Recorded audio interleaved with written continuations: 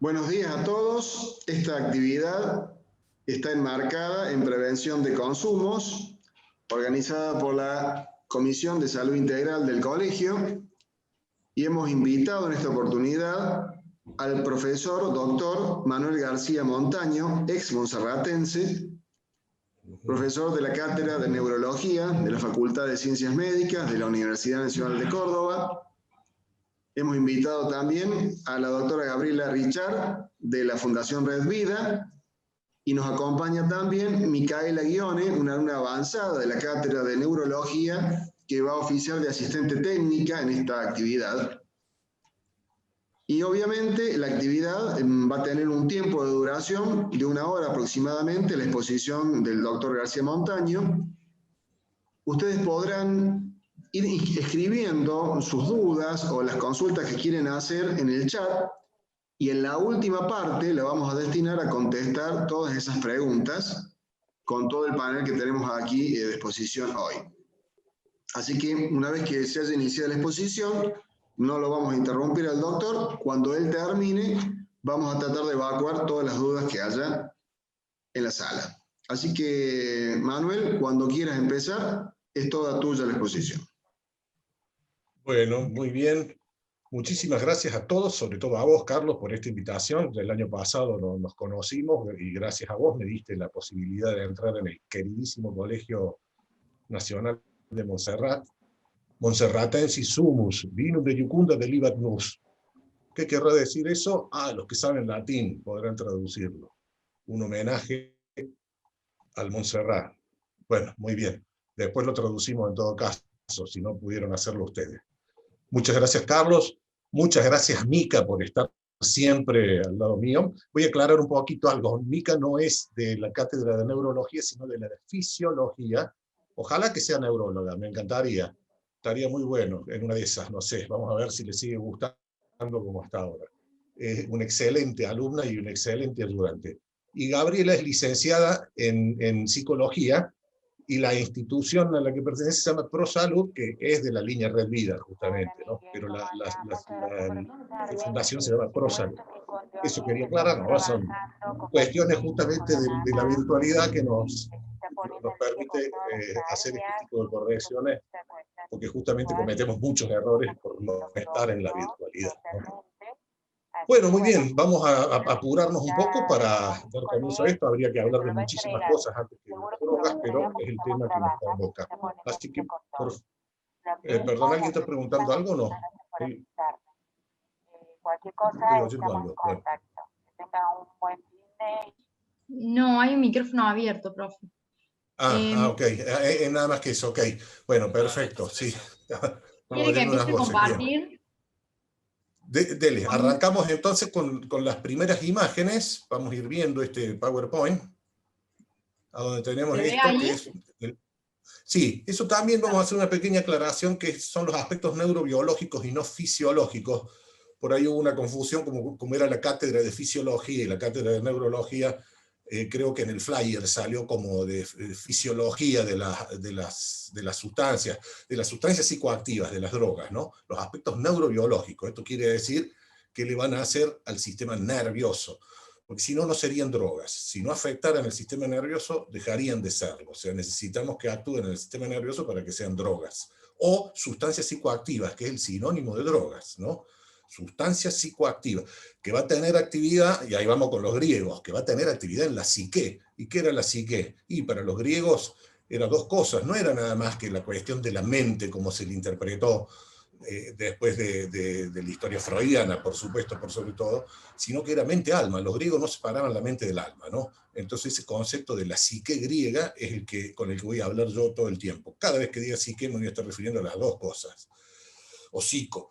Entonces, la neurobiología de las adicciones. Y las adicciones, que hoy en día se prefiere el término de dependencias, ¿no? Más que adicciones, pero bueno, es toda una cuestión de poca trascendencia, porque yo creo que adicción define mucho más que dependencia, y que justamente droga define mucho más que sustancia psicoactiva. Es más fácil de entender y más práctico. El uso del lenguaje hace que uno entienda cuando se dice droga, de qué estoy hablando, y cuando se dice adicciones también entender. Entonces vamos con la neurobiología de la adicción y vamos con la primera imagen. Para entender un poquito esto de las adicciones y de la neurobiología, vamos a tener que hablar primero esto de dependencia a drogas. Como ven ahí, ponemos entre paréntesis el término que prefiere hoy la Organización Mundial de la Salud, que es sustancia psicoactiva. Es lo mismo, es sinónimo de droga. Y entonces ahí viene en este cuadrito, lo vamos a leer bien rápido, o sea, lo dejamos para que lo lea cada uno, qué es lo que es una droga, una sustancia con capacidad de modificar la función, y también la estructura. Ahí no hemos puesto estructura, pero también la estructura puede ser transformada, ¿no? La función es justamente el funcionamiento de un órgano, y la estructura es cómo está hecho. O sea, por ejemplo, una puerta, ¿cómo está hecha? ¿Cuál es la estructura de una puerta? Y tener marco, tener picaporte, ¿y cuál es la función? Y para abrir y cerrar, para entrar y salir. Eso sería estructura y función. Las drogas, generalmente se llama droga a las sustancias naturales, pero hoy en día le llamamos a todo. Por ejemplo, los médicos hablamos de cuántas drogas está este paciente, y estamos hablando de medicamentos en realidad, y no de drogas.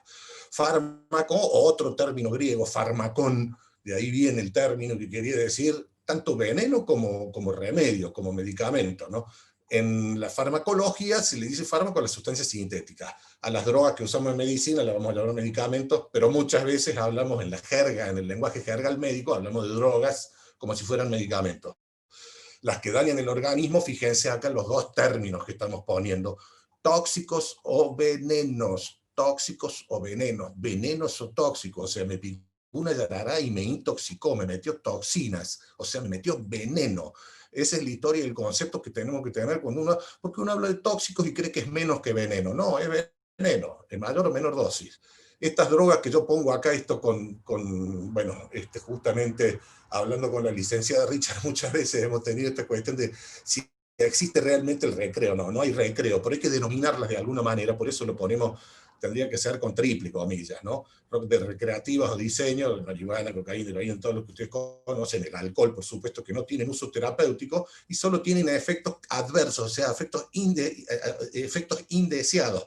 No quiero que los tenga, pero los tiene la droga per se, y son perjudiciales para la salud. Lo que le pasa al individuo, que se subordina, bla, bla, bla, bla. Vamos con la siguiente, por favor, Mica. Acá tenemos un patrón de, por ejemplo, de consumo de una sustancia muy consumida, que es la cocaína, pero podría ser cualquiera, podría ser la heroína, podría ser la marihuana, la que fuere. La ponemos a ejemplo nomás. Lo más común de la cocaína es tomarla por la nariz, lo que se llama el esnifeo.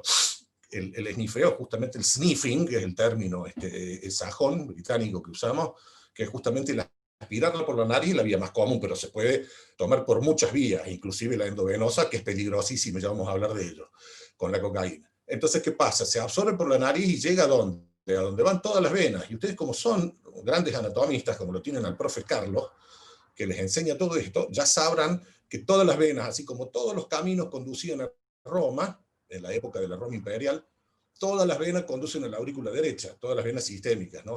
Salvo las pulmonares, que son la excepción, pero cualquier vena sistémica, ¿en dónde va a terminar? En la aurícula derecha, que era la aurícula, una de las cavidades del corazón.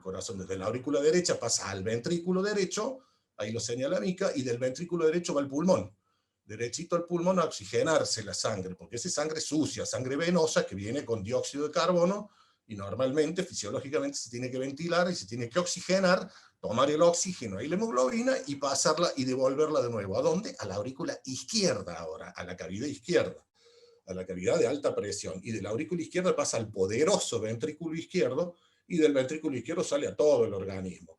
Y fundamentalmente lo que nos interesa a nosotros ahora, a las carótidas, y por supuesto a las vertebrobacilares, pero las carótidas por sobre todo, que es la que los van a mandar al encéfalo. Encéfalo, que es justamente el cerebro, el voluminoso cerebro, el cerebelo, que quiere decir un diminutivo latino, que quiere decir cerebrito, cerebro chiquito, y el tronco del encéfalo. Como verán, el 85% del encéfalo es cerebro, la parte más importante y más voluminosa es el cerebro. El cerebelo es un 10% y el tronco un 5% aproximadamente de este encéfalo. Encéfalo, término griego, enképhalon, que quiere decir adentro de la cabeza. Endo quiere decir adentro, y céfalon, ustedes saben, son griegos ustedes, son griegos parlantes, así que no hace falta que les explique tanto. Enképhalon. Entonces, lo que está adentro de la cabeza, que es justamente el cerebro 80%, cerebelo 10%, y el tronco un 5%. Entonces ahí la sustancia, ahí llega la cocaína. Esa cocaína que había entrado por la nariz, por los plexos venosos de la nariz, va a la aurícula derecha, hace todo el circuito que hemos dicho, al pulmón pasa, vuelve al corazón izquierdo, y el corazón izquierdo a todo el organismo. Y de ahí por las carótidas al cerebro. Siguiente, por favor. Así llegó la droga. Ahí para ubicarnos dónde está el encéfalo, en qué lugar, justamente lo que decíamos, adentro de la cabeza, eso, adentro del cráneo. Bien, gracias. Otra amiga. Esto para que veamos así a vuelo de pájaro, porque si no tendríamos que hacer mucha neuroanatomía, cómo está este cerebro conformado. Está conformado por una cara externa o convexa, la convexidad del cerebro, que se relaciona por sobre todo con los aspectos racionales del hombre, y con la motricidad, con la sensibilidad, con lo que es la corteza auditiva primaria, con la visual primaria, con todas estas funciones tan trascendentes de cortezas primarias. ¿Qué quiero decir con corteza? Corteza, como toda corteza, es lo que está en la periferia, en la parte de afuera, como la corteza del pan, como la corteza del árbol, como cualquier corteza está por fuera. Entonces, la corteza cerebral, ¿por qué tiene tanta trascendencia? Porque ahí asientan los cuerpos de las neuronas que la denominamos sustancia gris, y sustancia blanca, las prolongaciones citoplasmáticas. Después vamos a ver una neurona, cómo están constituidas, que van a ser lo que se denomina la sustancia blanca, la sustancia gris. Y entonces hay un principio básico de la neurología, de la neurofisiología, que dice que todo estímulo que llegue a la corteza cerebral va a ser un estímulo de características conscientes. Dentro de la definición de conciencia de la neurología, no estoy hablando psicológicamente, es mucho más amplio a nivel psicológico, y ni hablar a nivel filosófico la definición de conciencia. Por suerte, en la neurología definimos así: estímulo que llega a la corteza, estímulo de características conscientes. No llega a la corteza, entonces es un estímulo subcortical o subconsciente, o sea, no llegó a hacerse consciente, y va a ser de respuesta automática o de respuesta refleja lo que vamos a tener en esos casos. Y ahora vamos con la otra cara, que es la cara plana del cerebro emocional. A este le podríamos llamar cerebro racional, con triple comilla para la licencia de Richard. Y al cerebro plano, vamos al siguiente, por favor, a la cara plana, la cara interna, que es la que nos va a interesar ahora para explicar el asunto de las drogas. Esta cara que es plana, acuérdense que la de afuera, la corteza externa, la parte externa era como pelota de fútbol, que es el cerebro, es convexa. Y esta cara que es la cara plana, la cara interna o medial del cerebro. ¿Y qué nos vamos a encontrar? En todo caso del encéfalo, mejor dicho, porque tenemos cerebelo y tronco también. Tenemos ahí la parte de los movimientos, o sea, la parte motriz, la corteza motora primaria, la corteza sensitiva primaria inmediatamente por detrás, la corteza visual, toda esta parte de atrás del cerebro, muy bien, el lóbulo occipital, la coordinación a nivel del cerebelo. Y ahora tenemos esto, bueno, la memoria, que es todo un circuito, es mucho más amplia. Acá está básicamente justamente para los que no somos tan duchos con la neuroanatomía y con la neurofisiología, está bien desarrollado esquemáticamente. Entonces eso, el centro de la memoria, que es un circuito, tendría que estar completado, no está completado. Y esta vía, que esta es la vía, la que dice reward, que quiere decir la recompensa, o el reforzamiento, que era lo que hablábamos ayer con Mica. De las dos formas la podemos denominar: la vía reforzadora o la vía de la recompensa, reward, como está puesto acá en inglés, que va desde un lugar que se llama el mesencéfalo, el área tegmental ventral. Es demasiado fina la historia, pero hay que saber lo que existe esta vía. Y se dirige a un núcleo que se llama el núcleo accumbens, que querrá decir, latín puro, de los romanos más tradicionalistas, que quiere decir recostado, o acostado. ¿Acostado contra qué? Contra el caudado, que es un núcleo de adentro del cerebro. Entonces, esa vía se llama la vía de la recompensa. Si se activa esa vía, se va a producir una adicción. Si no se activa, no vamos a ser adictos. Eso es lo que sabemos bien ahora, ¿no? Porque se ha estudiado mucho esta vía, y se la sigue estudiando, por supuesto, porque es apasionante justamente. En cuanto al cerebro emocional, habíamos dicho que el cerebro convexo era el cerebro racional, o la lateral o externo, y este plano o interno o medial, que es el cerebro emocional. Por acá van a pasar todas nuestras emociones, sobre todo en este circuito, que es el circuito de papel, donde está acá puesta la memoria, en el de la memoria. Y por supuesto que al medio de todo esto va a estar justamente la vía de la recompensa, nada más ni nada menos. Por supuesto que de acá después se dirige hacia dónde, hacia la corteza frontal o prefrontal, a donde podemos decir que neurológicamente es el asiento de nuestra personalidad. ¿Cuándo se despersonaliza un sujeto con una lesión neurológica? Cuando la tiene en la corteza frontal. Es lo que decimos muchas veces y por ahí se usa en la jerga vulgar de la calle. No, déjalo, ese está frontalizado. Está frontalizado, queremos decir que está despersonalizado, ¿no?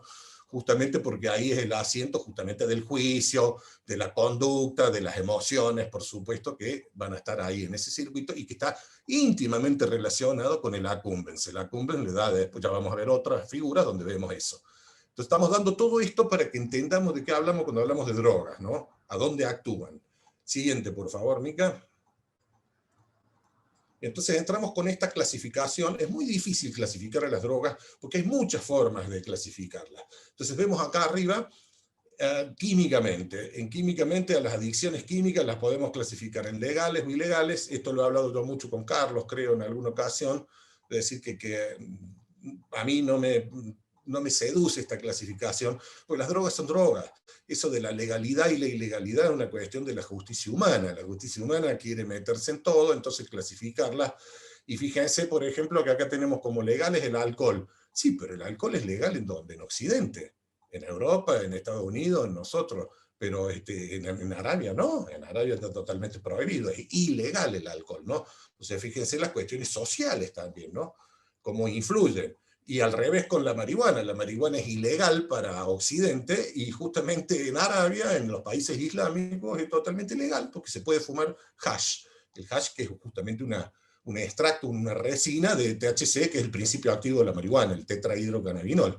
Entonces, ahí es donde uno tiene que ver, sí, claro, pero ¿qué pensarán los islámicos de nosotros? Mirá los bárbaros, esos que consumen alcohol libremente, y nosotros mirá los bárbaros, aquellos que consumen THC libremente. Entonces, legal o ilegal, a la cocaína no le interesa ser ilegal y al alcohol no le interesa ser legal. El efecto va a ser lo mismo, no va a variar por lo que diga la justicia humana. No, el Tribunal Superior de Justicia dice que es ilegal, o no, las Cortes Supremas de Justicia, vamos más arriba, dice, ¿y qué le importa el alcohol que sea legal? ¿Y qué le importa la cocaína ser ilegal? No va a variar el efecto. Entonces eso es lo que yo me quejo de estas clasificaciones en legales o ilegales. Pero así existen. Entonces legales, siempre y cuando estemos hablando del aspecto de Occidente, ¿no? Como remarqué recién, legales va a ser alcohol, tabaco, café, medicamentos. Y las ilegales, THC, que quiere decir tetrahidrocannabinol, lo ponemos así para resumir, la marihuana, BME, que es la cocaína, benzilmetilegonina, es el nombre, opio, todas las drogas de síntesis, éxtasis, lo que se les ocurra. Luego vamos a este aspecto que sí me interesa, de las adicciones sociales, las adicciones sin droga, o sea, sin sustancia química. No hay sustancia química, pero se han vuelto adicciones. Y vamos a ver que también, en legales o en ilegales. Acá sí comparto el término legal o ilegal. En las actividades legales, internet, comida, sexo y por sobre todo el celular. El celular hoy en día es tremendamente la adicción sin droga que provoca esto.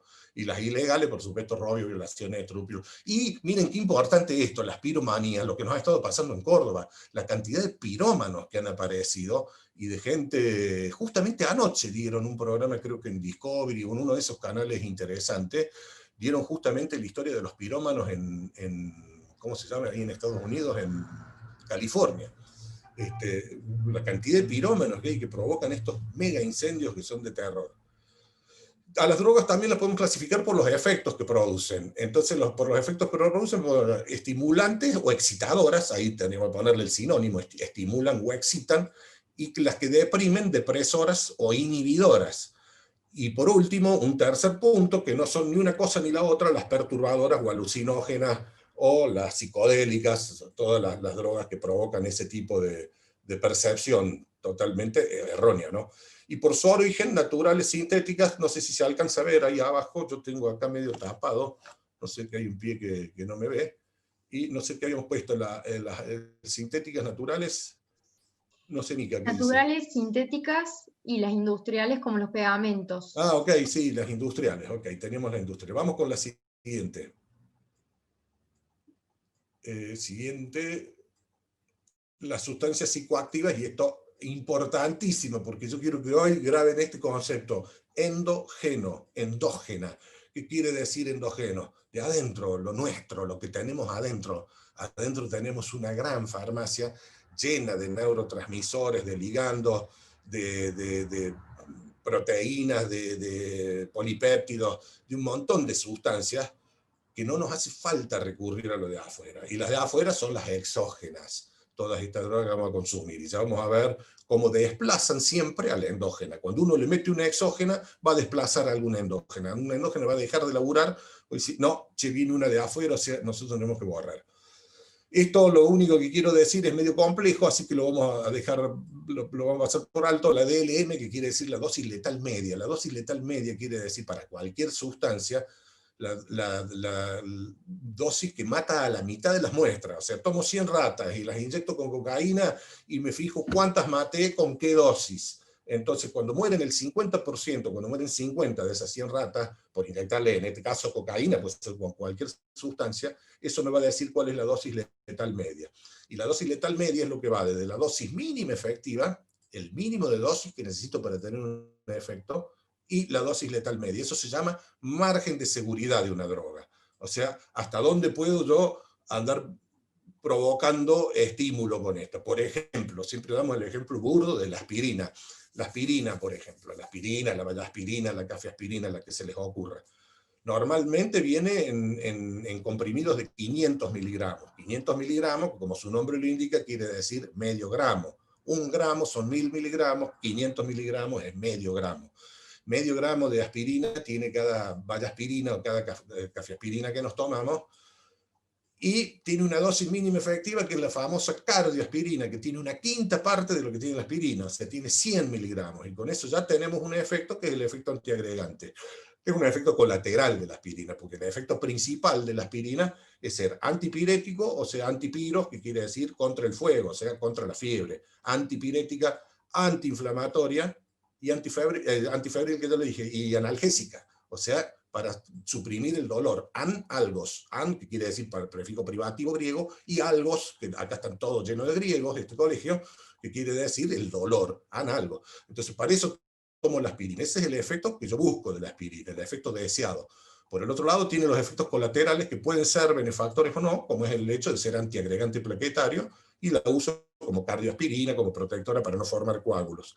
Y por última instancia, tiene lo que se llaman los efectos adversos, los indeseados, los que no quiero que lo provoque, pero la aspirina lo provoca. ¿Cuáles son los más comunes? La acidez, las úlceras, las dispepsias, todo ese tipo de problemas a nivel digestivo, y algunos con problemas a nivel sanguíneo, porque justamente no quieren tener el efecto de antiagregante.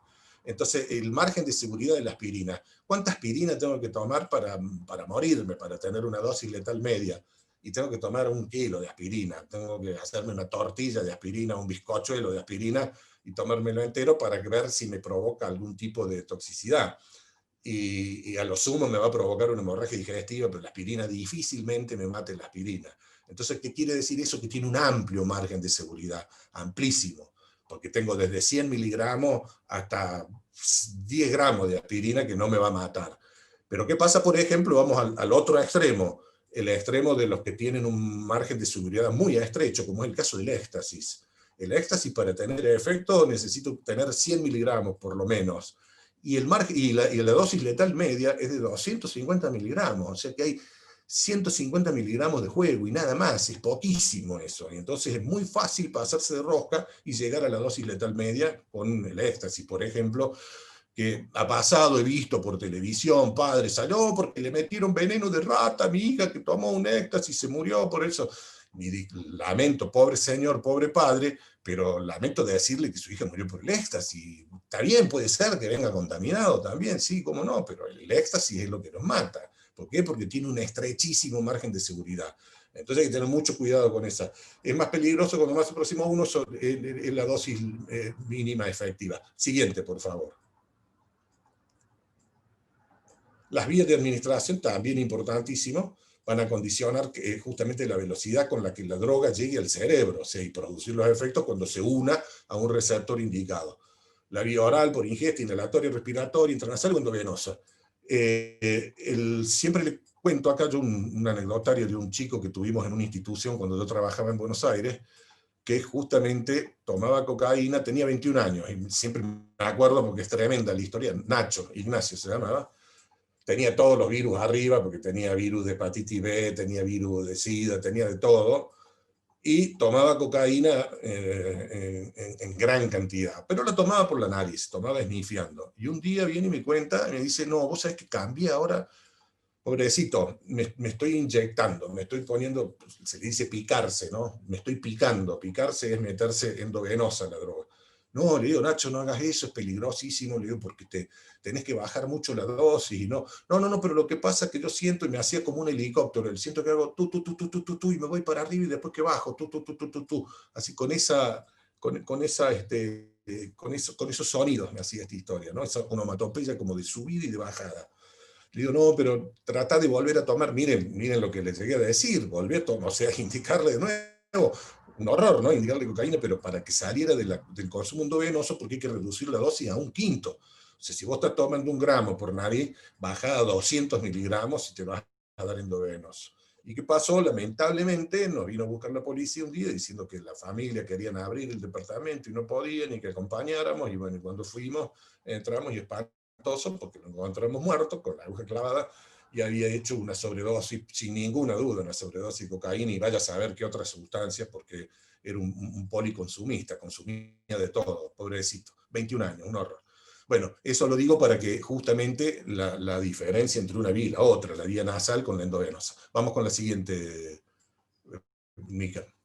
Una vía la vamos a dejar de lado, esa es una vía para que veamos cómo baja una vía desde el cerebro, desde la corteza cerebral, eso, la corteza y todo lo que está de grisecito, de oscuro, y las sustancias gris, por supuesto, los cuerpos de las neuronas, y lo blanco es la sustancia blanca, las prolongaciones citoplasmáticas. Cómo llega una vía hasta abajo, y ahí, bueno, a la médula, y de la médula a mover el brazo, el dedo, la pierna, lo que fuera. Siguiente. Esto es importantísimo que sepamos. Esto es una neurona, o sea, las neuronas que tienen una triple característica. Las neuronas son fabulosas, son células que son, en primera instancia, perennes, con doble N, no con MN, no como ómnibus, sino como perenne, doble N. Entonces así tenemos que pronunciar. ¿Qué quiere decir que son perennes? Que son permanentes, que son para siempre. O sea que nacemos con 100.000 millones de neuronas y se nos empiezan a morir a partir de los 20 años y no se reproducen. Todas las demás células del organismo se reproducen, salvo las neuronas que no se reproducen. Por eso le dan esa categoría de perenne, perennidad, que quiere decir para siempre, perpetuas, permanentes. No se regeneran, como cualquier otra célula del organismo que tiene la posibilidad de regenerarse, reproducirse. Por consiguiente, no tienen cáncer tampoco. No existe el cáncer de neurona. Hasta ahora no se ha podido demostrar nunca. ¿Por qué? Porque no tienen la característica fundamental que tiene la célula cancerosa, que es reproducirse. Entonces, justamente, ¿cómo va a tener cáncer si no se puede reproducir? Entonces, las neuronas tienen esto, el soma o cuerpo de la neurona, que le llegan las dendritas, y ahí vienen los griegos de nuevo, de dendros, que quiere decir árbol. Entonces parecen las ramas de un árbol, justamente, y tienen esta conducción aferente, o sea, centrípeta. Llegan a este centro de control, que es muy bien, que es el centro del cuerpo de la neurona, y sale por una vía, exactamente eferente, o justamente si una era centrípeta, esta va a ser centrífuga, se fuga del centro de control. El axón siempre es único, las dendritas pueden ser únicas o múltiples. En este caso tenemos una neurona multidendrítica, con un montón de dendritas, y una sola que es el axón. Entonces llega por la dendrita, el cuerpo que hace de centro de control, controla qué va a hacer, todos los términos de computación, meten ahí qué hace el cuerpo, y procesa, integra, coordina, analiza, y saca esa información ¿por dónde? Por un axón, por la única vía que puede salir, por el axón. Y ahora vemos la siguiente. Ahí está la terminal axónica, y acá vemos lo fundamental que vamos a ver hoy, que es la sinapsis. ¿Qué quiere decir sinapsis? La conexión de una neurona con la otra. Y esta es una conexión que se hace a través de un neurotransmisor, neuroquímica, hay un espacio pequeñito. Por supuesto que existen también las uniones eléctricas, pero no es el caso de hoy. Hoy vamos a hablar de estas, de las uniones justamente sinápticas, de la sinapsis a través del neurotransmisor. Llega la corriente eléctrica por el axón, y eso hace que se libere un neurotransmisor específico, que puede ser dopamina, noradrenalina, acetilcolina, adrenalina, endorfina, un montón de sustancias, de todas las conocidas, que actúan como neurotransmisores. Entonces eso le pasa, arranca abajo, le pasa a la otra neurona o a un músculo, y le pasa la información, y esa recibe, y si es estimulante, si es excitatorio, va a seguir su ruta. Si es inhibitorio, se va a frenar ahí. Pero si es un estímulo excitatorio, nos va a seguir corriente abajo, y otra neurona, otra historia, y se forman lo que se llaman los circuitos neurológicos. Siguiente, por favor. Entonces lo que hay que entender es eso de la sinapsis, que es fundamental, el lugar ese, porque es donde van a actuar la mayoría de las drogas. Esto es la barrera hematoencefálica, es una barrera que nos protege, justamente, está armada por estas cuestiones de uniones estrechas. Son re estrechas los que vienen a ser las mangueritas, los capilares chiquititos, los vasitos más chiquitos, son bien estrechos y no dejan pasar todas las sustancias, sino que tienen una permeabilidad ultra selectiva. Esta sí, esta no. Lamentablemente, todas las drogas que van a actuar a nivel del cerebro atraviesan esta barrera de protección que tenemos. Siguiente, por favor. Y acá vamos bien en grande, lo que veíamos recién de esa imagen de la sinapsis. Acá tenemos la terminal sináptica del axón, eso sería el pie terminal del axón, que se llama teledendrón. Tele, de los griegos, ¿qué querrá decir en griego tele? Televisor, teléfono, telepregunta. ¿Qué querrá decir tele? Tele quiere decir lejano, o sea, desde lo lejos, ¿ok? La última parte del axón se llama el teledendrón, y estas terminaciones teledendríticas que tienen estas vesículas llenas de neurotransmisores. En este caso, en el ejemplo que estamos dando, tenemos una que es la dopamina, un neurotransmisor muy común en el sistema nervioso central, y en el periférico también, pero mucho menos, sobre todo a nivel central. Están en esas vesículas ahí guardadas para cuando llegue un estímulo, se rompen las vesículas y se vacían desde la membrana presináptica del teledendrón a la membrana postsináptica de la dendrita, donde van a estar los receptores. Y ahí tenemos dopamina arriba y el receptor de dopamina abajo en la membrana postsináptica, la presináptica y la postsináptica. Vamos a la siguiente, Mica. Y esto actúa, ponemos una llave y una cerradura porque es exactamente igual. La dopamina, en el caso, vamos a la siguiente, llave y cerradura, vamos a la siguiente. Y ahí tenemos, justamente, se liberó, vino el estímulo. Yo estoy señalando que no, cierto que yo no señalo. Ahí llega el estímulo, sí, el analfabeto cibernético que llevo adentro. Llega el estímulo y entonces libera esas llaves, que son la dopamina en este caso, que van a ir a actuar en esas cerraduras que son los receptores, acá en azul, los receptores de dopamina que están en la membrana postsináptica. En la presináptica se liberan las llaves, en la postsináptica las cerraduras, o sea, estas cuestiones de los receptores específicos. Para dopamina, el de dopamina, así como una llave acitra para una cerradura acitra, una Yale para una Yale, y así sucesivamente. Aparte, la membrana, de la membrana citoplasmática de la célula siguiente puede tener otros receptores. En este caso, he puesto un opiáceo, pero puede ser un receptor para monoaminas, puede ser uno para serotonina, para histamina, para de todo. O sea, las membranas celulares están atravesadas de receptores de todo tipo. Por ejemplo, ahí está un opiáceo con una endorfina, que también va a actuar, es otra vía, otro camino, otra llave y otra cerradura. ¿Ok? Siguiente, por favor. Llave, cerradura, lo que estábamos diciendo, el ejemplo, la llave, el ligando, o la dopamina en este caso, la cerradura, el receptor para la dopamina. Siguiente, por favor, Mica. Y entonces, ¿en qué termina esto? Termina que llega la dopamina, se une a su, o sea, la cerradura, la llave vendría a ser la dopamina, la cerradura, la dopamina, el receptor de dopamina, y la proteína G, que vendría a ser el equivalente al cerrojo de esa cerradura, una citra que tiene doble cerrojo, plum, plum, plum. Y esta proteína G, que es una proteína acoplada al receptor de dopamina, ¿qué hace? Incrementa este AMP, que quiere decir adenosín monofosfato cíclico, que es una sustancia que se les denomina segundo mensajero, que es lo que tienen que grabar ustedes. Los nombres químicos después para el que le interese los grabará. Entonces, ¿por qué segundo mensajero? Porque el primer mensajero es la dopamina, el que llega y trae la información, che, receptor, despertate, sí, bueno, ahí está, y le aviso a la proteína G, bueno, ¿y qué hago yo? Y avisarle al AMP ¿para qué? Para que justamente el AMP es lo que va a ir al núcleo de la célula, que es donde está la cocina de proteínas. Ahí fabricamos las proteínas, que son las sustancias plásticas nuestras. Entonces, ¿de qué va a depender? Del mensaje que se le mande. Che, sintetizate proteína para el hueso, sintetizate proteína para los dientes, sintetizate proteína para el hígado, para la estructura, ¿ok? O para hacer neurotransmisores o para cualquier cosa. Las proteínas son la sustancia plástica nuestra, ¿ok? Entonces ahí va a depender justamente del AMP. Ya vamos a ver lo que hace el pensamiento con todas esas cosas. Bien, siguiente, vamos con otra. Las neuronas, la sinapsis, acuérdense el lugar trascendental a donde van a actuar las drogas, que va a ser fundamentalmente en la sinapsis, alterando la sinapsis, alterando la liberación o la recaptación, ya vamos a ver, de los neurotransmisores, o llavecitas, digamos. Bien, siguiente. entramos con las dependencias. O sea, las dependencias, acuérdense que las adicciones, decíamos, la Organización Mundial de la Salud prefiere que hablemos de dependencias y no de adicciones, pero es lo mismo. Yo creo que adicción define mucho más, lo mismo que droga define mucho más que sustancia psicoactiva.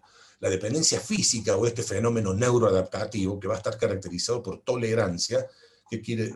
Es perfecto, la tolerancia. ¿Qué quiere decir? Como su nombre lo indica, justamente la tolerancia es que empiezo a tenerle justamente, bueno, tolerancia. No encuentro un sinónimo para tolerancia. Bueno, justamente, ¿qué quiere decir? Que necesito aumentar la dosis para tener el mismo efecto, porque empecé a tolerarla. Lo ideal sería que con una droga me pasara que le tuviera intolerancia, que no la tolerara si no la tomo. Pero el problema que tienen la mayoría de las drogas es que provocan esto, tolerancia. Entonces, ¿qué quiere decir eso? Que debo aumentar la dosis para tener el mismo efecto. Y la otra característica de la dependencia física, del fenómeno neuroadaptativo, este famoso síndrome de abstinencia agudo de retirada, el withdrawal syndrome, que es mucho más trascendente siempre con las drogas depresoras. ¿Se acuerdan cuando veíamos el cuadrito que decíamos drogas estimulantes y drogas depresoras? Estimulantes o excitadoras, depresoras o inhibidoras. Fundamentalmente, el más grave de todos es el de la heroína, el síndrome de abstinencia. Por suerte acá no tenemos ese tipo de consumo y está muy en baja la heroína. Cada vez se consume menos a nivel mundial también, pero es una droga que provoca un síndrome de abstinencia de terror. ¿Saben cuál es el segundo? En cuanto a terrorífico, como síndrome de abstinencia. ¿Alguien me lo dice? Nadie me lo dice. Nadie se atreve. Bien. El del alcohol. Entonces el del alcohol, que es tremendo, el síndrome de abstinencia del alcohol, que me puede provocar justamente el síndrome de abstinencia alcohólica, el famoso delirium tremens. Y ahí vamos los latinos. Delirium tremens. ¿Tremens querrá decir tremendo? ¿Delirio tremendo? No, justamente no. Tremens quiere decir que tremula, o sea, que tiembla, un delirio que tiembla, tan tembloroso que justamente dejan de temblar cuando vuelven a chupar alcohol. Pero justamente eso es lo que provoca el síndrome de abstinencia en el alcohol. Y es tremendo el síndrome de abstinencia alcohólico, segundo después, el más grave de todo, el de la heroína. La cocaína, por ejemplo, que es un estimulante, sí puede tenerlo, porque se discutía que no, que los estimulantes no provocaban. Y sí pueden provocar, pero siempre es mucho menos grave con los estimulantes que con los depresores, ¿no? Y las dependencias psicológicas, y acá vienen estas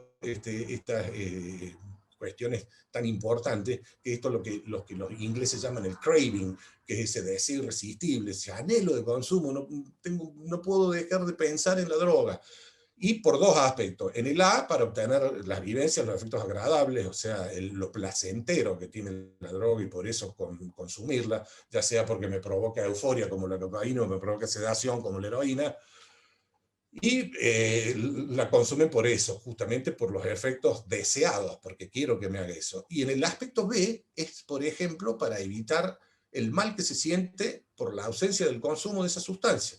Entonces, qué placentero tomarme este vaso de vino, sí, qué placentero siempre y cuando pueda prescindir de él, si puedo no tomarlo. Si ya no puedo no tomarlo, estoy en el aspecto B. Si no tomo vino, me siento mal. O sea, no siento ninguna euforia, no siento ningún placer, ya nada me hace, nada bueno me hace el vino, pero no puedo dejar de tomarlo porque si no me siento muy mal. Entonces esos son los dos aspectos de la dependencia psicológica muy importantes. Un aspecto que lo hago porque sí, porque todavía es un placer. Pero ¿cuándo es un placer? Cuando puedo no tomarlo, cuando puedo dejar el vaso al lado y puedo no tomarlo y no me va a afectar. Pero por supuesto que cuando entro en el aspecto B ya estoy muy cercano a pasar después, luego, a la dependencia física. Y por último, las dependencias de tribus, creo que poníamos ahí, no me acuerdo porque no veo la parte de abajo, las dependencias tribales es la pertenencia a ¿cómo se Grupo dice? A una social. tribu. Eso, sociales, las dependencias sociales. Perfecto. Muy bien, seguimos entonces. Esta es una rata, las ratas son re vulnerables a la cocaína, una rata a la que le instalamos ya sea por las vías, por supuesto, a nivel del líquido cefalorraquídeo, a nivel de la médula espinal o del encéfalo. Le instilamos esto, que es cocaína, lo que tiene ahí en el líquido. Las ratas son re vulnerables y se mueren, se hacen adictas en menos de 12 horas. Entonces a esta rata le ponemos el pulsador, cada vez que pulsa se da una dosis de cocaína. ¿Y qué hace esta rata si no se la sacamos a la instalación de cocaína? Se termina muriendo de sobredosis. Le da y le da y le da y le da, no para de hacer el consumo y se muere en menos de 8 horas. Siguiente, por favor. Perdón, esas preguntas que sale ahí, Carlos, ¿la contestamos ahora? Tipo A y B. No, no necesariamente. No necesariamente. Justamente esa es una cuestión del que está consumiendo. ¿En qué momento del consumo me encuentro? Cuando todavía encuentro placer, que es lo que les decía, qué placer tomarme este vaso de vino, qué rico el buqué y la historia y las uvas y las cosas y los malbec y los robles y todo el esnobismo que tiene el alcohol por detrás, sobre todo con los vinos y con los tintos, que es lo que nos ha pasado acá, y un esnobismo feroz, una frivolidad impresionante. Y sí, claro, sí, sin ninguna duda. El problema lo tiene, ya es problemático el consumo de cualquier sustancia psicoactiva. O sea, cada vez que tomen vino, acuérdense, o cerveza, o lo que sea, estoy tomando una sustancia psicoactiva que me va a actuar a nivel encefálico. ¿Y qué es lo que se busca muchas veces justamente con el alcohol? Sino justamente la cerveza sin alcohol. Una gilada, la cerveza sin alcohol. Lo que la gente quiere es tomar el alcohol. Esa es la historia. Por supuesto que muchas veces ayudan a los que... Pero uno le sigue fomentando el efecto psicológico de tener el trago en la mano y yo creo que no tiene ningún sentido. Ahora he visto que le están dando manija de nuevo a la cerveza sin alcohol. Ya salió hace añares y nunca sirvió para dejar el alcoholismo. Son otros los aspectos que hay que tener en cuenta. Y por supuesto que es más grave el aspecto B que el aspecto A. ¿Por qué? Porque el aspecto B es el que está tomando, ya no por sentir el placer, que rica las uvas, los finales de roble, las frutas del bosque y el frutado, todo el verso que hay con esto, sino porque si no tomo el vino me siento mal, no puedo dejar de tomarlo, ya tengo que estar tomándolo, estoy a un paso. Existe un consumo moderado y otro problemático. Sí, por supuesto, sí, como con todas las drogas, no solo con el alcohol, con todas las drogas. La cocaína también tiene, por supuesto que es mucho más adictiva que el alcohol, pero también hay mucha gente que consume cocaína y que no es adicta. Lo mismo que el alcohol. El alcohol se calcula en Estados Unidos, porque nosotros no tenemos referencia. En Estados Unidos se calcula que el 5% de la población consumidora de alcohol es alcohólica. O sea, es altísimo, es muchísimo. 4 o 5 de acuerdo a los estados, pero los yanquis tienen estudios hechos. Nosotros no, tenemos muy poco, y cada vez se consume más. En la Argentina es de terror, como ha aumentado el consumo de alcohol. Es tremendo. Y no solo que no hacemos nada, que me refiero a las autoridades, sino que fomentamos el consumo, porque no están prohibidas las publicidades de alcohol. Fíjense, las publicidades de alcohol que hay en la televisión es de terror. Son las mejores publicidades, porque gastan fortunas en eso. ¿Por qué? Porque reditúa muchísimo la historia del consumo del alcohol.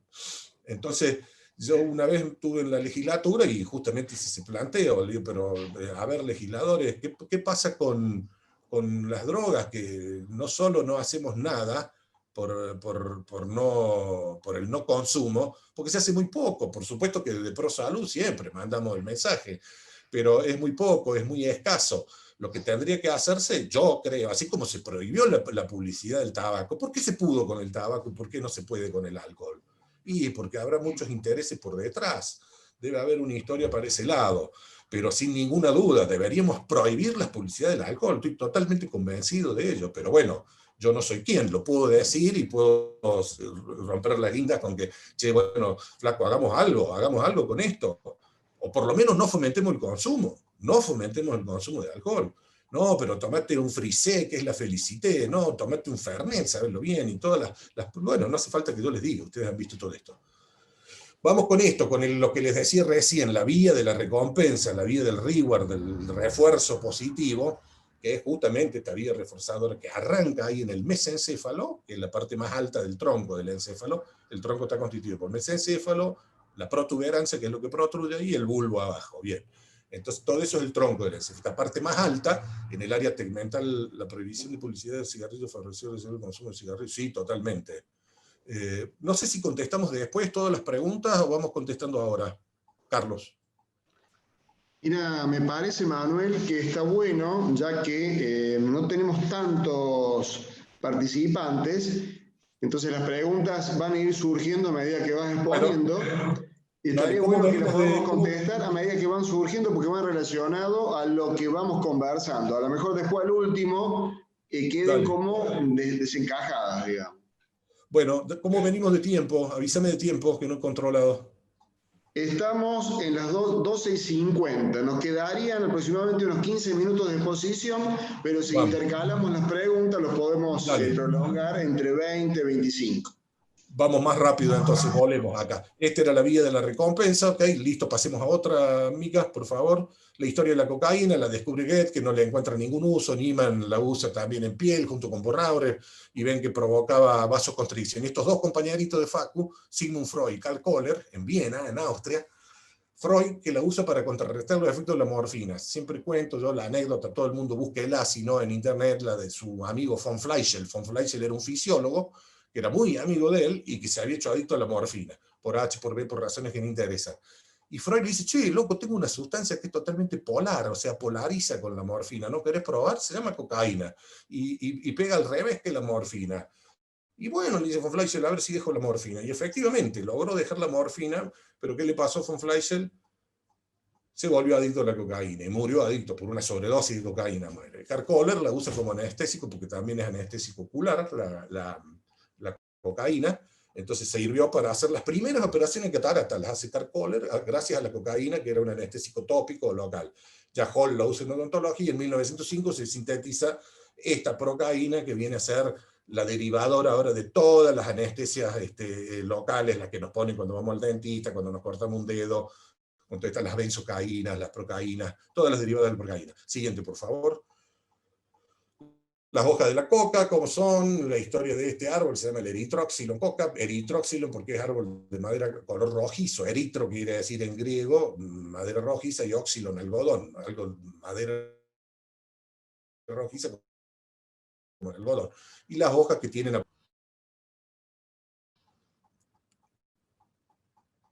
Vamos con otra, Mika. ¿Se trabó? Se trabó la máquina. Ahí está. Esto, bueno, es para que vean la cantidad de... ¿El audio mío? Bueno, se traba un poquito el audio. Por allí vamos a probar si desconectas tu cámara. ¿Sí? A lo mejor se trabe menos. Debe ser por la velocidad de la conexión. Estás inestable.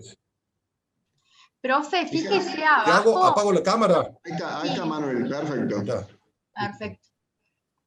Ahora te escuchamos bien. Ahí está, sí, ahí vi, claro, sí. Ahí veo, sí, el micrófono. Lo que pasa es que estoy acostumbrado al Meet, entonces en esto es nuevo para mí.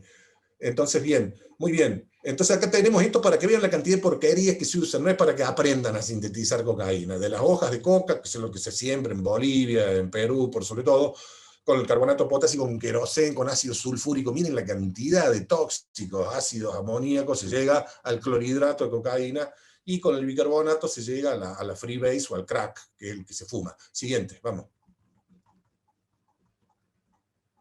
La instilación ahí en el accumbens de cocaína y todos los efectos que produce. Otra más, vamos, a otra. Complicaciones, las complicaciones que provoca la cocaína. YAM quiere decir infarto agudo miocardio. ¿Por qué? Porque cierra las coronarias. Es un vasoconstrictor. Vasoconstrictor quiere decir que va a cerrar los vasos por donde encuentre vasos sanguíneos, los va a cerrar hasta estrecharlos tanto que va a provocar infarto. Infarto quiere decir que se queda sin riego que en el músculo cardíaco, en este caso, arritmias cardíacas, la fibrilación ventricular, la temible fibrilación ventricular, que equivale a paro cardíaco, que equivale a muerte si uno no lo desfibrila, con el famoso desfibrilador, con las paletas. ACV, por supuesto, accidentes cerebrovasculares, obstétricas, infartos por todos lados, infartos de intestino, de riñón, de donde sea, porque achica los músculos esqueléticos, rompe los músculos también, justamente por espasmo, por vasoconstricción de muscular. Las hepáticas también, infartos renal, y las muertes súbitas por las dosis recreativas, que era lo que les contaba de este Nacho, por ejemplo, ¿no? La dosis recreativa que no existe, ¿no? Por eso está con comida, puesto, no hay recreo en las drogas, no hay amistad en las drogas. No existe amistad en las drogas. No, somos muy amigos, chupeteamos vino juntos. No te confundas. Ese es un compinche, ese es un compañero.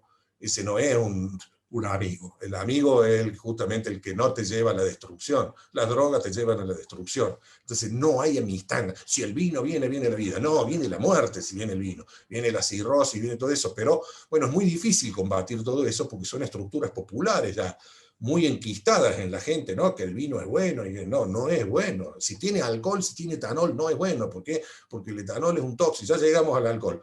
Vamos directamente al alcohol, si nos pasemos de acá. El mecanismo de acción de la cocaína. ¿Qué hace la cocaína? Justamente ahí teníamos la dopamina, los recaptadores de dopamina.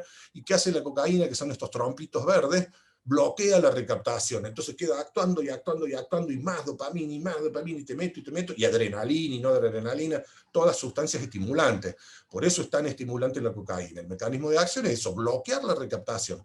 Normalmente estas dopaminas son recaptadas y llevadas adentro de nuevo, exactamente, para sintetizar y usarlas cuando sea necesario. ¿Qué hace la cocaína? Ahí está, justamente el normal, como recicla, como vuelve, y con cocaína, que siga actuando, que siga actuando. ¿En qué termina esto? Que me aumenta el AMP cíclico, a la siguiente. Me aumenta el AMP cíclico, me aumenta la respuesta del núcleo celular en la síntesis de proteína, y muy seguramente en una proteína errónea, que no era la destinada a sintetizarse en ese entonces. Vamos con la siguiente, Mica, a ver en qué estamos. La cocaína, la selectividad de la cocaína en núcleo accumbens, está listo, ya hemos visto eso. Otra. Esto es un PET quiere decir tomografía por emisión de positrones, esto vea, porque no hace falta ser médico. Lo rojo es lo que está bien vascularizado, o sea, bien irrigado, sin peligro de infarto. Lo amarillo más o menos, y lo azul lo menos irrigado. Fíjense, con cocaína no hace falta ser médico. Está prácticamente amarillo y azul, tiene muy poquito rojo, muy mala vascularización por la vasoconstricción que provoca la cocaína. Candidato justamente al ACV, el del lado derecho. Vamos, siguiente. Los opiáceos, páselos, vamos a pasar todos los opiáceos, no vamos a hablar de la heroína, de la amapola, del opio, de los mecanismos, y vamos con el THC. THC quiere decir tetrahidrocannabinol, es la sigla que define a la marihuana, el principio activo de la marihuana. La marihuana tiene más de 1000 partículas tóxicas en el humo. De esas 1000 tóxicas, 60 son cannabinoides, y de los 60 cannabinoides, solo 3 atraviesan esa famosa barrera protectora que es la barrera hematoencefálica. Entonces la barrera hematoencefálica la atraviesa el THC, pero ¿cuál? El delta 8, el delta 9 y el delta 11 tetrahidrocannabinol, que eso quiere decir la sigla THC. Y estos son los lugares de acción. Principalísimamente en la vía de la recompensa, a donde teníamos la dopamina, que era la que estimulaba cuando uno fuma marihuana, y todos los lugares del cerebro, el cerebelo, la corteza cerebral, los núcleos de la base, el circuito de Papet, todo lo que veíamos ahí del cerebro emocional, ¿no? Como es castigado por la marihuana. Siguiente, por favor. La planta de la marihuana, todo el mundo la ve porque hay una gran apología con la marihuana, hay remeras con los dibujos, con las hojas, que siempre tiene número impar de hojas, tiene 3, 5, 7 hojas, totalmente aserradas, y los cogollos, que es la parte de arriba de la planta hembra, que tiene mucho más principio activo que la macho, ahí están los cogollos, y las hojas, y mientras más cercan al cogollo y a la punta, mayor cantidad de THC tiene. Las demás abajo tienen menos, y por último el tronco de la planta, que no tiene casi nada de principio activo, y se usa para cortarla la droga, para estirar las dosis. Siguiente, por favor.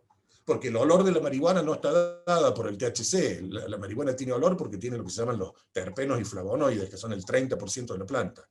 De THC tiene muy poquito, tiene un 4 o 5% la planta. Los criterios para el diagnóstico de intoxicación por cannabis, de uso reciente, de los cambios conductuales, la euforia, y en el punto C, que es donde más me interesa para saber quién ha fumado o no marihuana, 2 de los 4, esto sigue, de irritación conjuntival, los famosos ojos de conejo, el aumento del apetito, el ataque de hambre. ¿Por qué? Porque cualquier cosa le parece rica y morfa cualquier cosa, porque está estimulado el centro del apetito. La sequedad oral, la sequedad de la boca y de la laringe, faringe, y la taquicardia. La taquicardia, que quiere decir taqui, que quiere decir en griego acelerado, aumentado, y cardia, corazón. ¿Ok? Y todo ello no debido a otra cosa, a un trastorno mental. Siguiente. El THC, lo mismo, la historia. Fíjense cómo bloquea la recaptación del neurotransmisor en la vía de la recompensa. Siguiente. Vamos con la siguiente. Los efectos adversos, tenemos agudos, crónicos, efectos posibles y los grupos de riesgo. Bueno, ahí se nos pasaron. La ansiedad, pánico, esto lo pueden ver, después van a tener el video para verlo, los efectos crónicos, bronquitis crónica. Esto es importantísimo, porque siempre se odia al nivel de la calle. No, es mucho más sana que el tabaco. No, ¿qué va a ser más sana? Tiene muchísimo más alquitranes, por supuesto, que el tabaco mismo. Así que nos provoca un montón de cambios celulares a nivel pulmonar que pueden conducir incluso hasta neoplasias. Neoplasia quiere decir cáncer del pulmón. Déficit de atención, de memoria, los efectos posibles, aumento del riesgo de cáncer, de faringe, de esófago, todas las historias, y los grupos de alto riesgo. Muchísimos adolescentes, por sobre todo, que están en el recambio.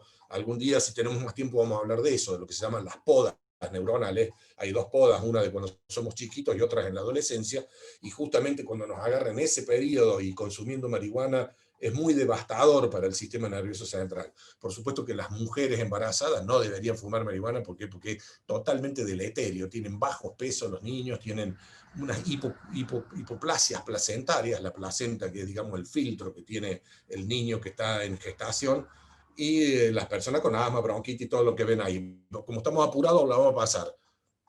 Uso, ahí viene, tranquilo que ahí viene el uso medicinal. El uso medicinal, a ver, vamos, siguiente, Vika, a ver si es la que viene. El THC, la cumbre, la recompensa, cocaína, ahí está, de Lancet. Este es el artículo más serio de todos los que encontré. ¿A qué se refiere uno cuando dice artículo serio? Y artículo serio es aquel que tiene justamente revistas que son realmente importantes en medicina, como el de Lancet, por ejemplo, o la Neurology, o el Archives of Neurology, y no la Villiquen, el Para Ti, o lo leí en La Voz del Interior. Eso no son referencias, justamente. Entonces, tráeme una referencia, tráeme un artículo y tráeme a ver quién lo dijo, quién lo escribió, como Devinsky, que es un experto en esto, y él prueba esto, ¿no? Por supuesto que es 2016, capaz que haya hecho algún estudio nuevo Devinsky, yo no lo tengo, y de estos 162 pacientes que los trata, por supuesto que los trata con un principio no activo, con muy poca actividad, no es THC. Acuérdense que el THC quiere decir tetrahidrocannabinol, y esto es el cannabidiol. El cannabidiol, que ahí está puesto, que no es psicoactivo durante 12 semanas. ¿Y qué pasó? Y se lo dieron como complemento a todos los remedios que ya estaban tomando. Eran estos epilépticos que tomaban algún otro remedio. Era un ensayo abierto. ¿Qué quiere decir esto? Que todos sabían lo que estaban tomando, no como es un ensayo a doble ciego, ¿no? Que el médico este que ha muerto ahora porque estaba tomando placebo aparentemente, pichicateado, digo, con la inyección esta, la de Oxford. Bueno, el cannabidiol redujo las condiciones motoras en 36,5%. Igual lo mismo a los fármacos que ya estaban tomando, y ya conocidos, como el Tegretol, el levetiracetam, el Epamin, todas las drogas que usamos para las epilepsias. Solo el 2% se liberó por completo de la crisis, y el 79% tuvo efectos adversos, o sea, somnolencia, diarrea, fatiga, y 3% lo tuvo que abandonar por esos efectos adversos. Entonces, listo, no me digan más. La historia de esto, hay una gran apología con esta historia. Por supuesto que sí, que se hacen estudios y en algún momento surgirá que tal vez algún efecto tenga, pero nunca con el principio activo. ¿Y a qué me refiero con principio activo? Delta 8, delta 9 y delta 11 tetrahidrocannabinol. Y lo que quieren estos caraduras que quieren meter la droga a toda costa es hacerla pasar por una droga inocua. Inocua quiere decir que no va a hacer ningún daño, que va a hacer todo bien, que va a ser la panacea, como decían los griegos. La panacea es el medicamento que hace todo bien y nada mal. Sí, por supuesto, los fármacos, sí, claro que sí, muy bien, el que preguntó esa pregunta. Es algo que, bueno, justamente no teníamos planeado para hoy, pero sí hay que responder que sí, por supuesto que son venenos, y sobre todo las benzodiazepinas que se recetan como quien vende subus en el kiosco, ¿no? Entonces las benzodiazepinas sí, también, y son depresoras y nos pueden llevar a la muerte, sí, y un montón de medicamentos más, hay un montón de medicamentos. El metilfenidato que se les da a los chicos es una droga que en los chicos que tienen ese famoso síndrome de disatención e hiperquinesia, únicamente a eso les hace bien. ¿Por qué? Porque el metilfenidato es un primo hermano de las anfetaminas y provoca los efectos que provocan las anfetaminas, todos los efectos excitadores. Es la droga que más se roba, fíjense, en Estados Unidos, en los lugares de depósitos de fármacos, la droga que más se roba es el metilfenidato. O sea, estoy diciendo droga, medicamento, ¿no? El metilfenidato, que es el Ritalin. El Ritalin es el nombre comercial. Muy bien el que preguntó eso, sí, claro. Sí, hay un montón de medicamentos que justamente deberíamos ser más cuidadosos con ellos o atreverse a decirlo, ¿no? No, porque no, pero que son recetados, no tiene nada que ver, sí, ok, son recetados, pero son drogas, esa es la historia, son drogas, son sustancias psicoactivas. Los felicito al que hizo esa pregunta, porque era un tema que se nos iba a pasar por alto, sin ninguna duda que hay medicamentos que son totalmente tóxicos o venenos. Entonces que hay que manejarlos con muchísimo cuidado. Yo digo las benzodiazepinas porque es muy fácil. Benzodiazepinas me refiero al ribotril, me refiero al Alplaza, a las más comunes, al Lexotanil, que fue en una época. Siempre hay una que está de punta y que está bárbara y que todo el mundo la consume y que se van pasando de boca en boca la información. No, tomaste un ribo, tomaste un... Sí, diga, amiga. Ahora es el clonazepam. Está muy de moda el clonazepam. Ah, tomate un clonazepam, así como si fuera un zumo. Sí, el ribotril, por eso digo, ribotril es el clonazepam. O Clonax, o bueno, hay un montón de nombres comerciales para todo esto. Sí, perfecto. Sí, tal cual. Es tremendamente adictivo. Basta 3 semanas de tomarlo para que uno ya no lo pueda dejar después. Es dificilísimo de dejar. Pobrecita, yo me acuerdo siempre mi viejita, pobrecita, que ella necesitaba tener la Alplax, por ahí se olvidaba de tomarlo, pero ya tenía esa dependencia psicológica, fíjense, volvemos a la dependencia psicológica, de que si no lo tenía no se podía dormir. Por ahí se olvidó de tomarlo y dormía igual, pero ya estaba pegada, ya tenía la dependencia psíquica y un poquito de dependencia física. Muy bien, seguimos entonces. Esto es de Lancet, búsquenlo a Devinsky. El alcohol, no sé cómo vamos de tiempo, si ya estamos, cuánto es demasiado alcohol. Entonces vamos con este primer cuadrito. Quedarían 10 minutos, Carlos. 10 minutos. Perdón, Manuel. 10 minutos bueno, nos quedarían para exposición. 10 minutos, bárbaro. Entonces tenemos los síntomas según la alcoholemia. La alcoholemia se mide en miligramos por ciento en sangre, ¿ok? Y en las bebidas alcohólicas se mide en volúmenes por ciento. Si usted ve una botella de vino, de cerveza, de lo que sea, va a estar expresada en volúmenes por ciento. ¿Cuántos volúmenes por ciento tiene? O sea, ¿cuánto de alcohol tiene un litro de vino? ¿Y qué le va a decir? Que tiene, de acuerdo a los vinos, más o menos un 10, 12, 14% de alcohol. Entonces yo para traducirlo tengo que saber el peso específico del alcohol. ¿Cómo hago para convertirlo en miligramos? Y lo tengo que multiplicar por 0,79, que es la densidad del alcohol, 0,80 para ser más práctico. Entonces, si es de 10 volúmenes por ciento y por 0,80, voy a sacar la cuenta que tiene 80 miligramos de etanol, tiene ese vino, ¿ok? 80 gramos, perdón, no miligramos, porque es por 1000 en el vino. Entonces acá tenemos esto, en miligramos por ciento. ¿Cuánto tomo? Y los esporádicos quiere decir los que no toman nunca, o sea, el que no tiene, con comillas, cultura alcohólica, y los crónicos, los que tienen lo mal denominado cultura, porque no hay cultura en la droga, así como no hay amistad, no hay cultura. Para que algo sea cultura, tiene que tener una expresividad científica, artística o espiritual, y ninguna sustancia de estas lo tiene. Entonces no hay cultura, la cultura alcohólica. Cultura las pelucas, no existe la cultura con el alcohol, ¿ok? No me hablen de esas cosas, porque uno lo ve, no sabe la cultura alcohólica que tiene Pedrito, no se chupa él nunca, y jajaja, y qué.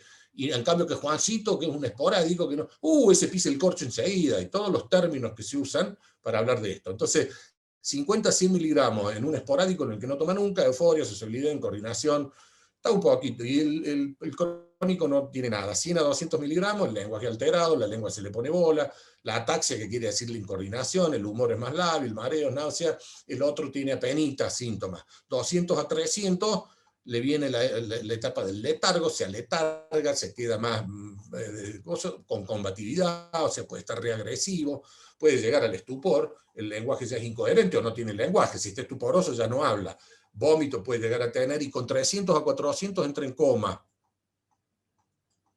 300 a 400 entra en coma alcohólico, y por supuesto que el otro tiene apenas síntomas. Más de 400, paro respiratorio para el que no toma nunca, y tenemos que hacerle asistencia respiratoria mecánica, si no se nos muere. ¿Se muere de qué? De paro respiratorio. Y el otro puede estar en delirio o en estupor. Esas son las fases. Siguiente, por favor. Fíjense qué interesante que alcohol, como decíamos al principio, ¿no? Que en el mundo islámico está prohibido, y sin embargo la palabra alcohol es de origen islámico, es de origen árabe. Alcohol, que quiere decir justamente polvillo, porque creían que era un polvillo mágico el que provocaba la embriaguez en el mundo árabe. Así que miren la contradicción, ¿no? La paradoja de que el etanol, como actúa, por supuesto, bloqueando los receptores, en este caso GABA. Los receptores GABA quieren decir ácido gamma-aminobutírico, que es un depresor, porque el alcohol tiene una acción bifásica, comienza siendo estimulante y termina siendo un tremendo depresor.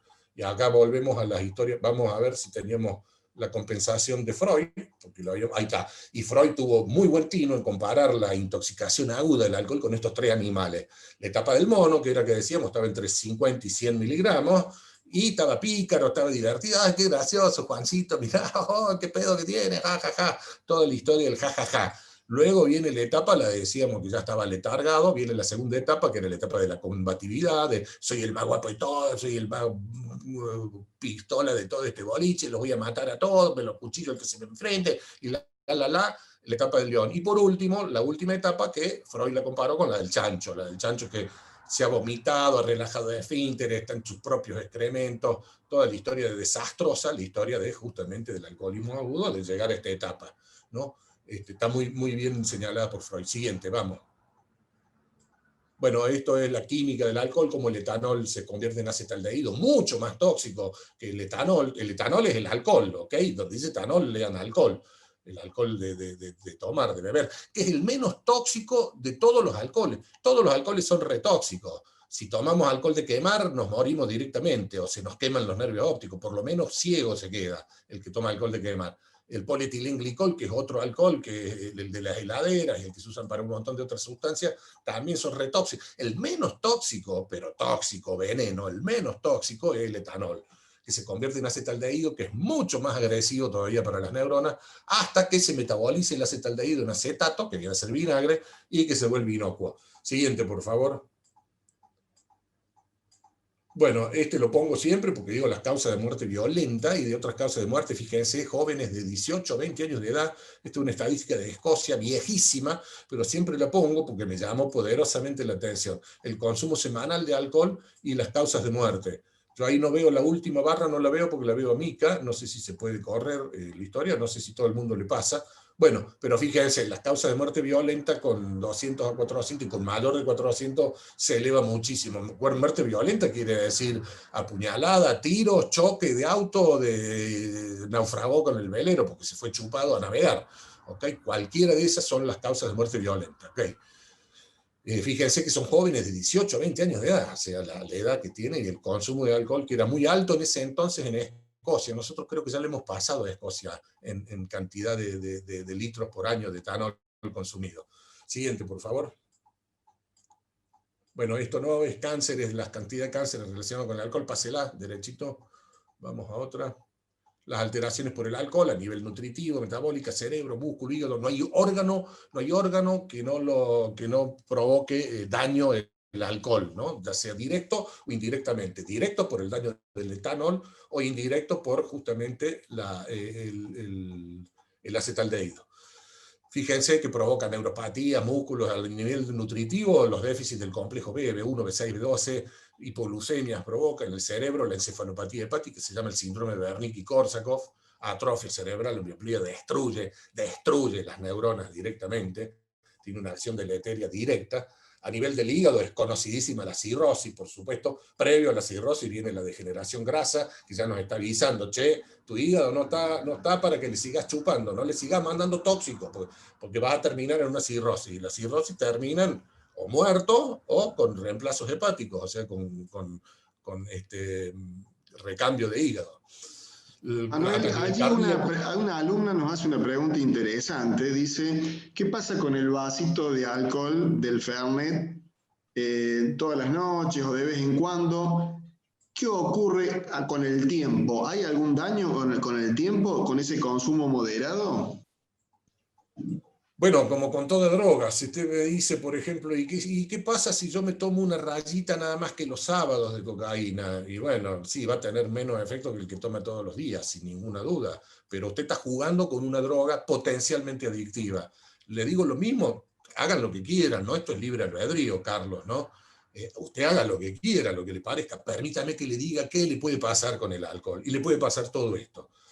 Por supuesto que si tomo un vasito y con las comidas, porque ahí se creó la historia de Favaloro, que había que tomar un vaso de vino. Favaloro no tenía idea del alcohol, no sabía todo esto. Pero, lo dijo Favaloro, lo dijo el Pope de la medicina. No, él sabía mucho de cardiología, era un cirujano cardiovascular, pero no tenía idea. Lo decía justamente desde el desconocimiento de lo que hace el etanol.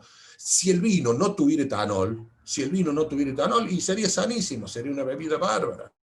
por todos los taninos y las historias y los oxidantes, pero lamentablemente tiene etanol. Sáquenle el etanol y nadie toma vino, porque lo toman por el etanol, lo toman por la droga, justamente. El etanol es una droga legal, sí, legal, ya hablamos de eso.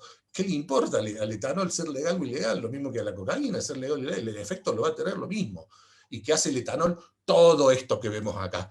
Léanlo, porque por supuesto no me quiero demorar, pero fíjense a nivel nutritivo, metabólico, cerebro, nervios, músculo, hígado, no hay órgano que no sea afectado por el etanol.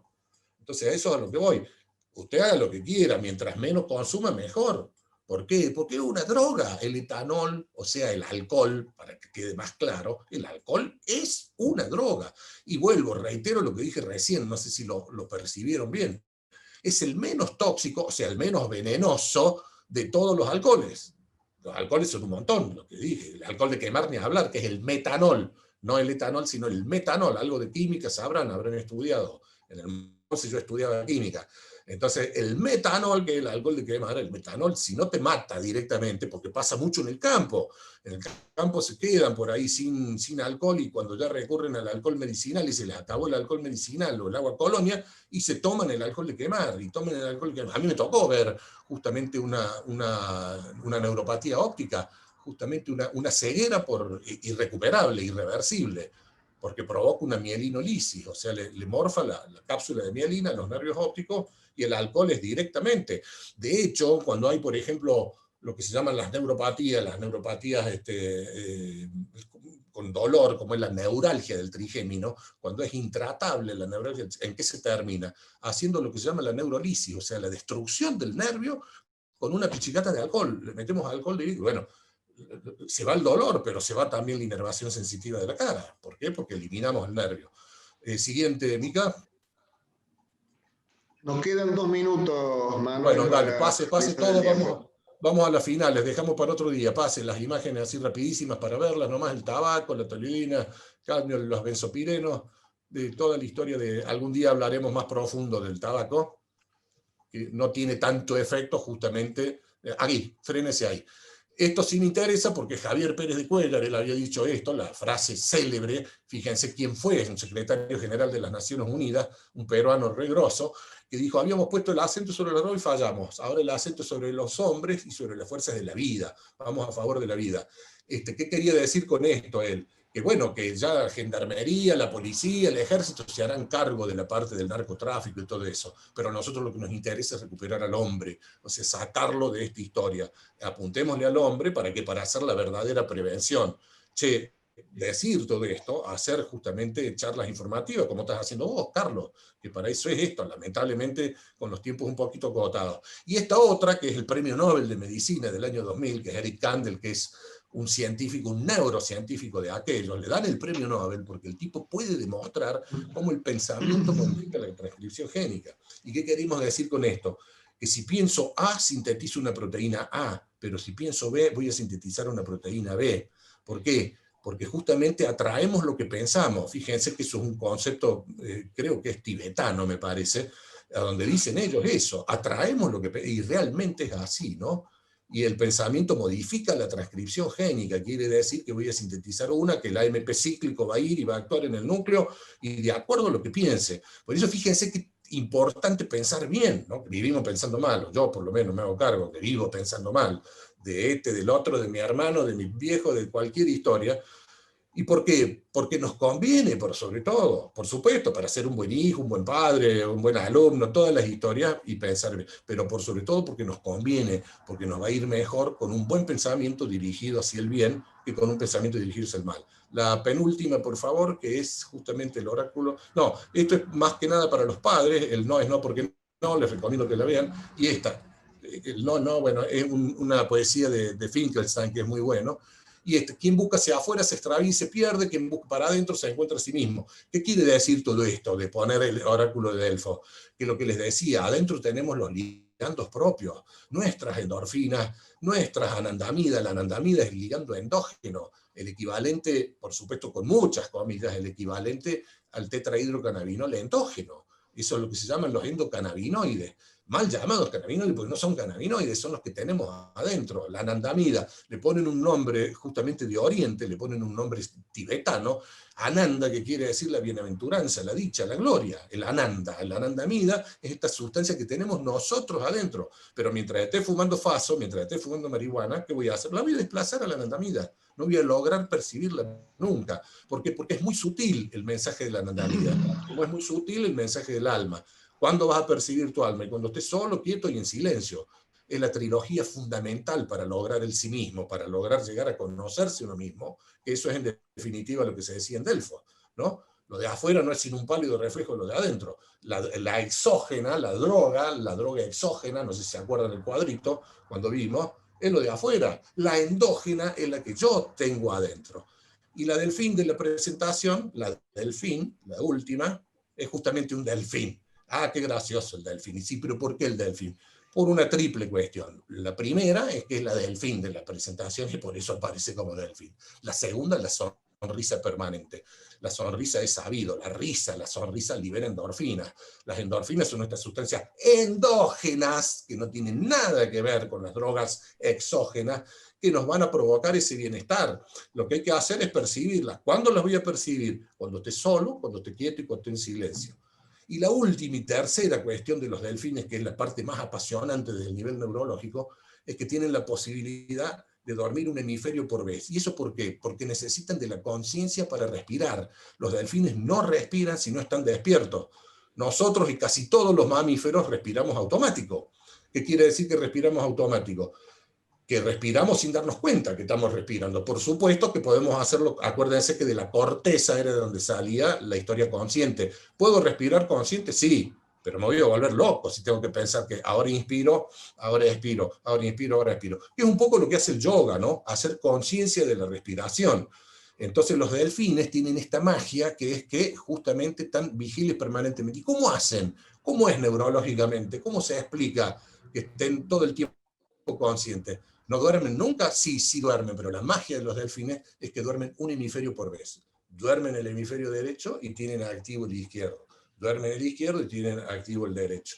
Y viceversa. Y así están vigiles toda la vida. ¿Y qué nos quieren decir? ¿Cuál es el mensaje del delfín? Estar consciente para no caer en esta historia y no caer en esta trampa de las drogas. Entonces, justamente para no caer en el consumo, en el marketing, en la publicidad, en la moda, en la frivolidad, en el imbeциlismo televisivo, y ser consciente de nuestros actos. ¿Para qué? Para justamente pensar bien, pensar lo que decíamos recién, el pensamiento modifica la transcripción génica, atraemos lo que pensamos. Entonces lo que pensamos, lo que decimos, lo que hacemos, lo que creemos, lo que sentimos realmente de adentro, y no todo el imbecilismo que viene por fuera, y por supuesto las drogas a la cabeza, ¿no? Eso sería el mensaje final para darles con esta historia del delfín, ¿no? Justamente, ¿qué nos quieren decir los delfines con esta historia? Así que bueno, listo, yo sé que no hay más tiempo, podríamos estar hablando horas de esto, pero ya creo que nos hemos pasado, Carlos, incluso. Bueno, muchas gracias, Manuel. En realidad, esta charla ha estado orientada a chicos desde los 14, 15 años en adelante. También hay algunos alumnos de pregrado, gente de mayores de edad, sabiendo que la mayoría de las sustancias, incluso las legales, están prohibidas para menores. Nos basamos, básicamente cuando trabajamos desde la escuela, en un paradigma prohibitivo, donde básicamente le decimos a los chicos: las personas que son menores de edad no deben consumir porque su sistema nervioso ni siquiera está preparado para las dosis mínimas, ¿sí? Cuando hablamos de alcohol, nosotros insistimos mucho en eso. Pero también somos conscientes que a medida que avanzamos en edades adolescentes o juveniles, los consumos existen. Vivimos en una sociedad de consumo donde el consumo está presente en la vida de las personas. Entonces también utilizamos un paradigma que es el de reducción de daños y riesgos. Para lo cual, para poder usar ese paradigma, necesitamos conocer. Y justamente la charla de hoy ha estado basada en el conocimiento de cuáles son esos daños que nos producen las sustancias, y a partir de esos daños que nosotros ahora conocemos, podemos reducir los riesgos tomando decisiones. Nosotros siempre, desde el colegio, propiciamos esto de la libertad responsable. Y básicamente creemos que allí está el secreto del conocimiento, en tener la posibilidad de tomar decisiones libremente, y en este caso serían decisiones a favor de nuestra salud individual y colectiva. Está la licenciada Gabriela Richard, de la Fundación ProSalud, de la línea Red Vida. Le vamos a pedir que ella también nos comente un poquito desde su institución qué se puede hacer para ayudar, y tener en cuenta que muchas veces nuestros alumnos, ellos o algunos amigos, están pasando por una situación difícil. Nosotros acá en el colegio tenemos un área muy bien formada de salud, con un consultorio médico y un gabinete psicopedagógico, o sea que dentro del colegio existe la posibilidad siempre de consultar a profesionales que hacen una atención primaria y una derivación. Pero también es interesante conocer que hay instituciones que pueden colaborar y a las cuales podemos consultar en caso de alguna necesidad. Gabriela. Bueno, muchas gracias, Carlos. La verdad que me encanta la iniciativa, lo puse en el chat porque creo que el principal deber, de alguna manera, y deber lindo, porque la verdad que todo lo que es educación uno lo hace con mucho gusto, pero creo que el sistema educativo cumple una función fundamental al hacer accesible esta información técnica que no es fácil de conseguir. O sea, uno no encuentra lugares donde hablar de esto con gente que sepa. Y es por eso que a veces lo que más se reproduce son falsas creencias, ideas erradas, fake news, como se le llama ahora, y eso también alimenta prejuicios, ¿no? Entonces me parece que estos espacios de conversación, y aunque sean pocas personas, no tiene nada que ver la cantidad. El solo hecho de que los alumnos sepan que la escuela tiene un área de promoción de la salud, que los referentes adultos están disponibles, desde afuera, al menos se ve como muy bueno. Así que felicito esta iniciativa. En cuanto a tu comentario acerca de las estrategias de abordaje, te cuento que desde Fundación ProSalud, que hace muchos años que venimos trabajando, hemos delineado o definido una estrategia intermedia entre lo que es el prohibicionismo y la reducción de daños. Nosotros hablamos en esta línea de promoción de la salud de enfoque salubrista o salugénico, que justamente es poner en primera instancia no lo que hay que prohibir o lo que hay que reducir porque es dañino, sino en primera instancia todo lo que es saludable, todo lo que nos hace bien, todo lo que realmente nos ayuda a expandirnos como personas, y dentro de lo cual, y no, a veces lo que la sociedad de consumo ofrece no está muy conveniente, porque en general los consumos que el mercado alienta son de bienes y servicios que son para el lucro de algunos grupos que sin duda se benefician. Y en esto incluimos sustancias legales e ilegales. Por eso toda esta explicación del doctor Manuel García Montaño nos ayuda a entender inclusive el funcionamiento tan saludable que tiene nuestro cerebro sin necesidad de incorporar sustancias tóxicas. Por eso sí acuerdo plenamente con el eje que vos planteas de ejercicio de nuestra libertad interior para tomar decisiones, y con claridad, cuando podemos reflexionar tranquilos sobre esto, conociendo la información, claramente podemos dejar de lado estas alternativas que no nos suman, ¿no? Por más que a veces parezcan divertidas y recreativas, pero no suman al eje de saludable. Así que ante estas dudas que aparecen y que muchos chicos, a ver, no tienen dónde plantearlas, entonces en Fundación ProSalud tenemos que funciona en el Hospital de Clínicas físicamente, aunque ahora es todo un tema porque casi todo lo hacemos de manera virtual, y por la página de la Fundación pueden buscar la información que necesiten. Tenemos espacio disponible justamente para que los chicos, chicas y adultos puedan acercarse y conversar de esto de una manera que no es un tratamiento, porque hay que decir que a veces las personas que son consumidoras todavía se manejan bien y dicen, no, pero si un tratamiento no es para mí, y claramente no les hace falta un tratamiento, pero por ahí sí les hace falta con quién hablar para sacarse falsas ideas y poder mirar más críticamente sus prácticas de consumo y empezar a decir, no, capaz que esto no, lo tengo que dejar de lado. Pero ¿con quién lo hablo? Entonces, nosotros tenemos un espacio que se llama consejería, ¿sí? Que es gente especializada en el tema, a veces también es el mismo doctor García Montaño que colabora en esta función, para poder, bueno, conversar sobre estas prácticas de consumo y los chicos puedan ir viendo si esas prácticas realmente son saludables o no.